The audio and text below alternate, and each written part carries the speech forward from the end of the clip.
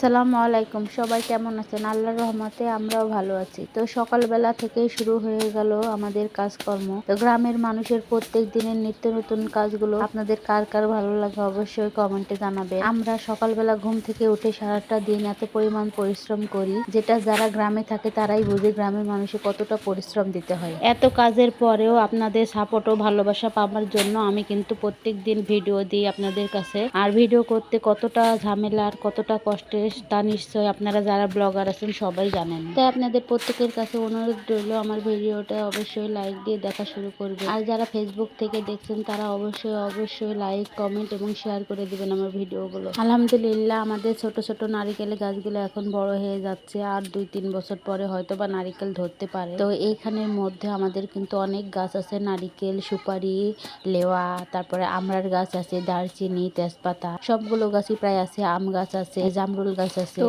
এই গাছগুলোর নিচে অনেক পাতা পড়ে আছে, যেগুলো আমরা জ্বালানি হিসেবে ব্যবহার, এগুলো ঝাড়ু দিয়ে এখন রোদ্রে শুকাতে দিব। রোদ্রে ভালোভাবে মশমশা করে তারপরে এগুলো জ্বালানি হিসেবে ব্যবহার করা হবে। পাতাগুলো দিয়ে জাল দিতে এতটা ভালো আর খুব তাড়াতাড়ি রান্না হয়ে যায়। দেখুন জংলা ফুল, তাও দেখতে কি সুন্দর। গ্রাম মানেই যেন অপরূপ সৌন্দর্যের রানী।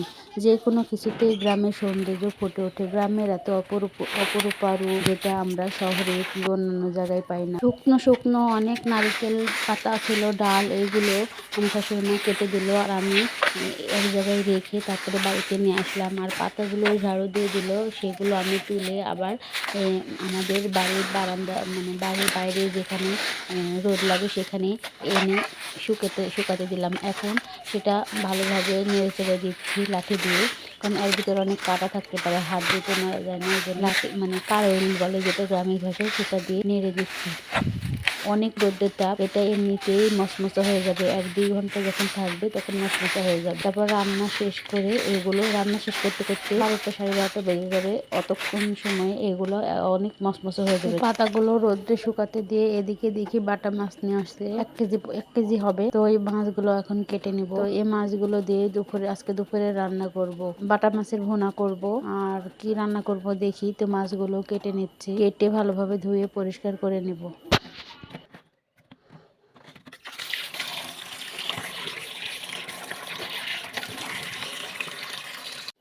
লাউ পাতা নিয়ে আসলাম, এগুলো দিয়ে মাছটা রান্না করব, ভালো লাগবে হয়তো বা খেতে। লাউ পাতা আর কলার গাছের মাঝখানের যেটা অংশ, মানে যেটাকে এঁঠে বলে আমাদের গ্রামের ভাষায়, আর এর সাথে সাজনা দেব আর আলু দেব, দিয়ে হাতে মাখিয়ে রান্না করলে এই রান্নাটা কিন্তু খুবই মজা হয়।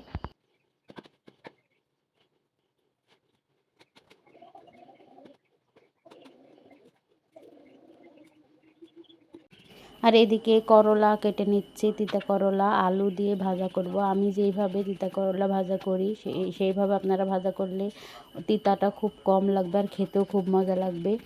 আমি যেভাবে রান্না করি দেখে প্লিজ আপনারা ট্রাই করবেন, সেভাবে খুবই মজা হয় এবং তিতাটাও কম লাগে।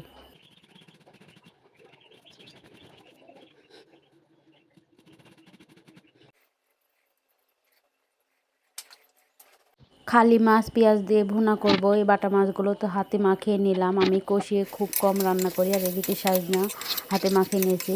তো এখানে বাটা মাছগুলো হাতে মাখানোর পরে একটু কষিয়ে নেব। তো তেল ওঠা পর্যন্ত ভালোভাবে কষিয়ে নিয়ে তারপরে পরিমাণ মতো পানি দিয়ে দেব।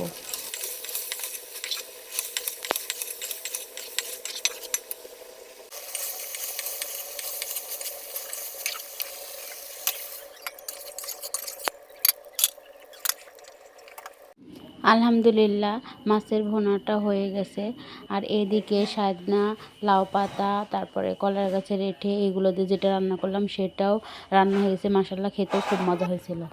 তিতা করলা আমি সব মশলা দিয়ে সাজিয়ে নিয়েছি আর পানিটাও ঝরিয়ে নিয়েছি, কোনো পরিমাণে পানি ছিল না তার মধ্যে।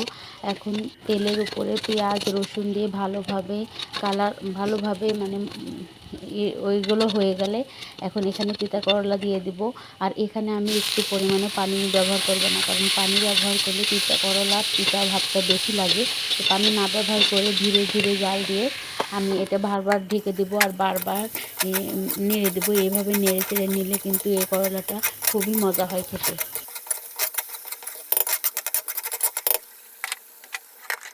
এই ফাঁকে পাতাগুলো তুলে নিলাম চুলার কাছে আর করলা ভাজিটাও হয়ে গেল। আল্লাহ হাফেজ সবাইকে, সবার প্রতি শুভকামনা রইল। ভালো থাকবেন, সুস্থ থাকবেন।